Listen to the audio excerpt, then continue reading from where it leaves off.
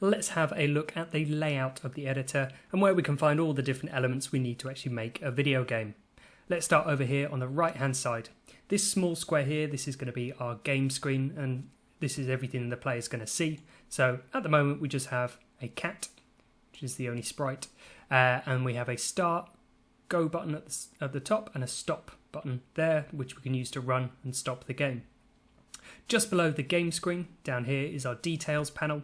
So this will give us a list of all of the different objects in the game. At the moment we only have one, but we can add a new one by going down to the bottom here with the choose a sprite, and we can sort of draw our own or upload one from our computer. But if we click the magnifying glass, it'll take us to the built-in library, and let's just pick a new one.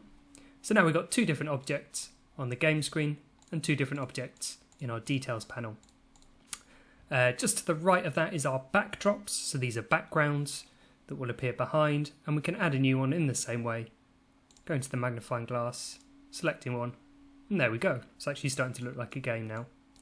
The most important part of Scratch is the very large empty square in the middle here. This is the space where all of our code is going to live, and you'll see further on the left hand side here is a long list of all these possible code blocks that will make your sprites do different things.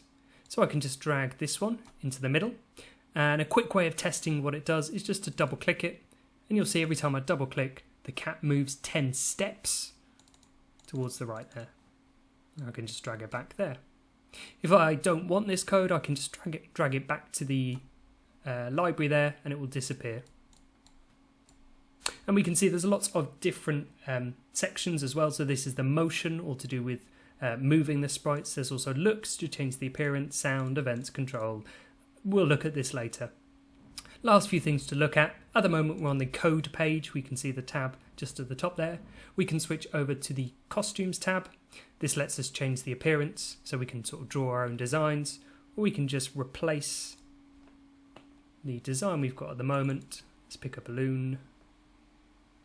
There we go. And as long as that's set active, so it's highlighted in blue, when I go back to the code page, our cat is now a balloon.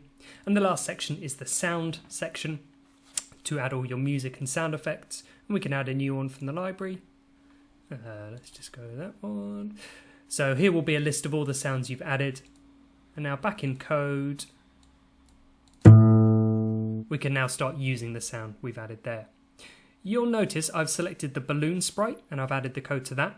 If I now select the apple, so the other object on screen, that code disappears. And that's because the actual code blocks you add, and this is a very important thing with Scratch, they live inside that sprite. So they'll only really interact with that object and not the other one. So if you ever click another object and you think you've lost your code, don't worry, you just need to select the first object again.